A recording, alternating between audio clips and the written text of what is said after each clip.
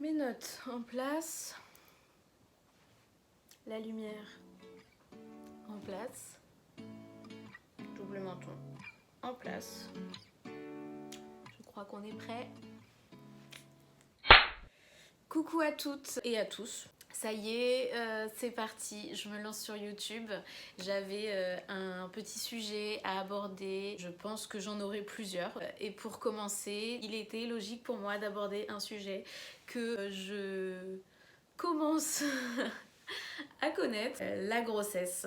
Et étant donné que ça y est, on a entamé le dernier mois, ça peut arriver à tout moment, donc ça me tenait vraiment à cœur d'en parler pendant que je le vis et avant évidemment que mon opinion ne soit faussée par la rencontre du nouvel amour de ma vie. Tout ce que je vais pouvoir vous dire dans cette vidéo, je tenais vraiment à dire que je suis consciente que porter la vie c'est merveilleux. Je crois que dans la plupart des cas c'est quelque chose vraiment qu'on a désiré. J'ai pas de chiffres à vous donner mais voilà, dans cette vidéo j'ai envie qu'on parte quand même sur un bon mood. J'ai conscience que de plus en plus de femmes et de couples ne peuvent pas vivre cette magnifique expérience. C'est évidemment le fruit d'un amour, un mini-nous qu'on va forcément chérir et aimer plus que tout. Mais voilà, je tenais à faire cette vidéo parce que, pour être tout à fait honnête, être enceinte, c'est pas génial du tout. J'ai eu 8 mois pour me demander pourquoi personne ne nous prévenait, pourquoi à chaque fois qu'on parle de la grossesse, tout le monde dit que c'est génial malgré, bon, forcément des petites choses qu'on peut entendre par-ci par-là, des nausées, etc. Du coup, j'ai plusieurs théories sur ça. Ma première, c'est la théorie du complot. Alors je me demande si à l'accouchement ou je sais pas, à la maternité, on nous fait pas signer quelque chose comme quoi on n'aurait pas le droit de dire la vérité sur ce qui se passe vraiment, une clause de confidentialité ou quelque chose, enfin ça me paraît possible. Ma deuxième théorie, peut-être que c'est socialement pas très correct de dire que être enceinte c'est pas cool, étant donné qu'on n'est pas tous égaux face à la nature, étant donné qu'il y a forcément des dangers, des risques.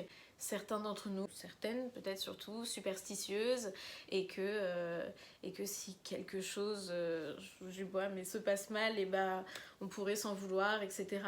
Ma troisième théorie, ça serait finalement l'oubli.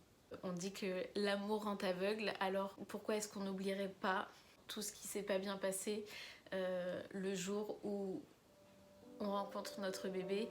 C'est peut-être et sûrement la plus belle rencontre de notre vie. Alors je suis pas encore sûre de ce que j'annonce, mais je pense ne pas me tromper.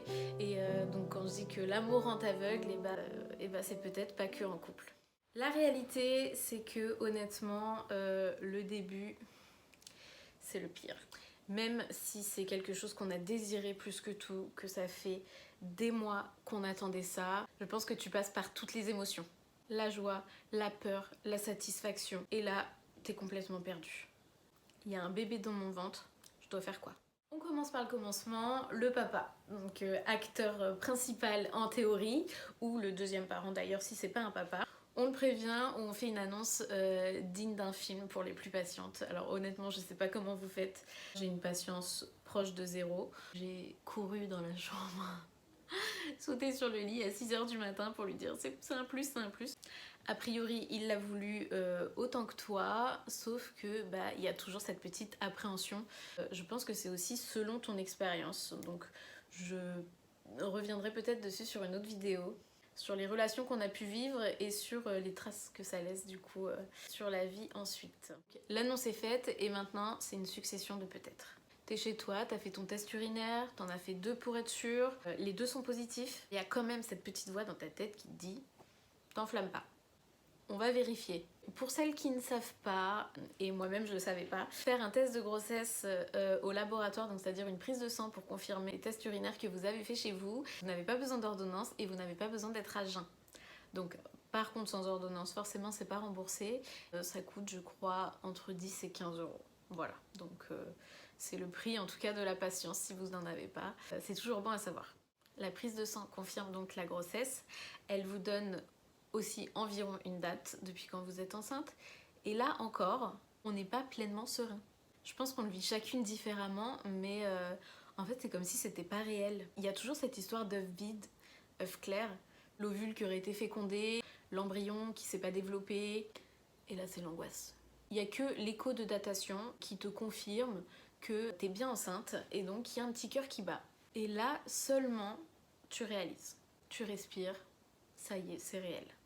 Là, tu pars pour une aventure, 9 mois donc de prise de sang, de rendez-vous sage-femme ou gynéco, de tests de diabète, d'échographie, tout un tas d'examens, tous les mois, pendant 9 mois.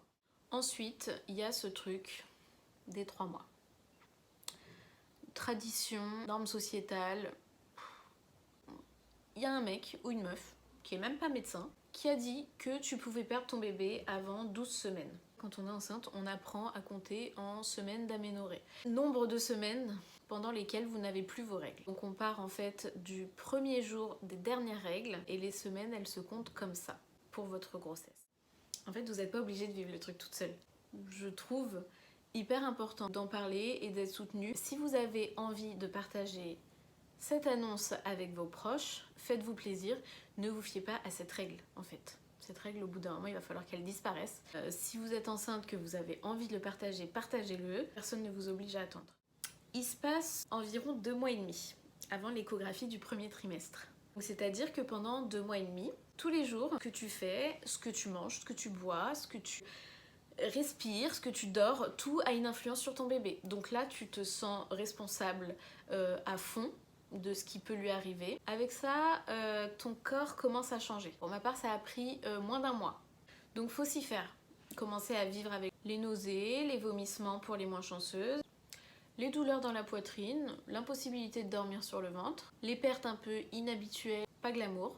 Bref, c'est un sacré chamboulement qu'on vit relativement seul parce que il est un petit peu tôt pour en parler H24 autour de nous, pour que le deuxième parent réalise vraiment aussi. Avec ça, il faut songer très vite à changer de garde-robe parce qu'on grossit de vraiment partout. C'est cher, c'est pas terrible. En gros, le premier trimestre, c'est le plus stressant, le plus fatigant, le plus frustrant. Et pour clore le tout, la première vraie échographie, on mesure tout sur ton bébé, hein, que ça aille de la taille de son crâne à la taille de son diaphragme, etc. L'examen de la trisomie, encore du stress. Là, ça y est, tout est ok. On a passé toutes les barrières, les 3 mois, les examens, on est bon. Le deuxième trimestre. Soi-disant le meilleur, c'est faux. L'annonce générale, ça y est, tout le monde est au courant, t'es encore plus fatigué, tu dors mal, on touche ton ventre sans te demander, les pronostics sur le sexe du bébé pleuvent selon la forme ou la taille de ton ventre, selon ce que tu manges, si c'est sucré, si c'est salé.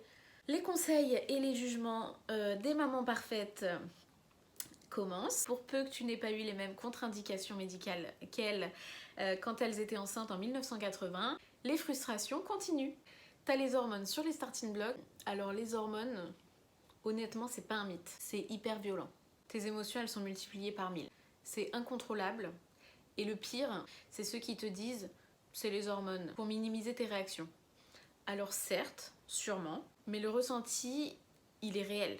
On se sent réellement incomprise. Et à la fois, on sait que les réactions sont peut-être un peu disproportionnées parfois. Le point positif, parce que je peux pas vous dresser qu'un portrait hyper sombre de la grossesse, c'est que on commence à le sentir bouger et que pendant l'échographie du deuxième trimestre, on le voit hyper bien. Et là, en fait, on se dit bizarrement que c'est le plus beau du monde, alors qu'en fait, il ressemble à tous les autres. Troisième trimestre, la dernière ligne droite, et pourtant c'est là que c'est le plus long. De plus en plus de fatigue, de plus en plus de maux, mal au ventre, mal au dos, hémorroïdes, nausées qui reviennent pour les moins chanceuses. Est-ce que je suis vraiment en train de parler d'hémorroïdes pour ma première vidéo YouTube? Oui.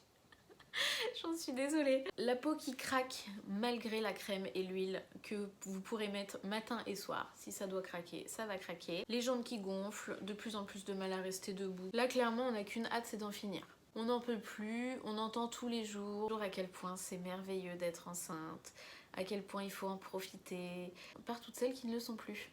À ce moment-là de la grossesse, on est hyper attentive à tout ce qui se passe dans notre corps. Entre hâte et appréhension, on passe tous les moindres signaux au peigne fin, en espérant que ça arrive.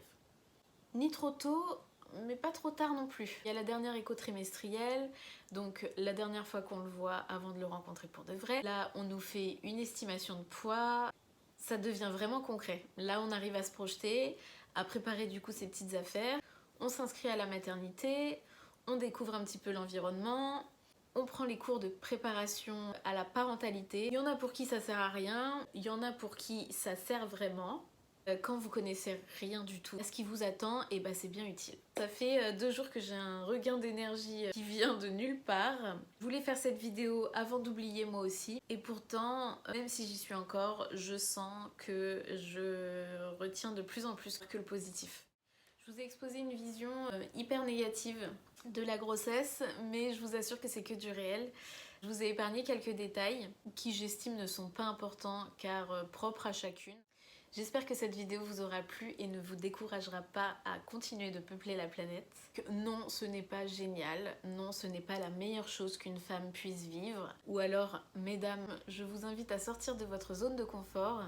Au-delà d'être une mère, être une femme avant tout, c'est quand même hyper cool. Vous ne devrez pas avoir besoin d'enfanter pour se sentir merveilleusement bien. Je vous invite à me laisser vos commentaires, encouragements, retours. De toute façon, je ne lirai que ce qui est sympa. Je vous fais plein de bisous, à très vite.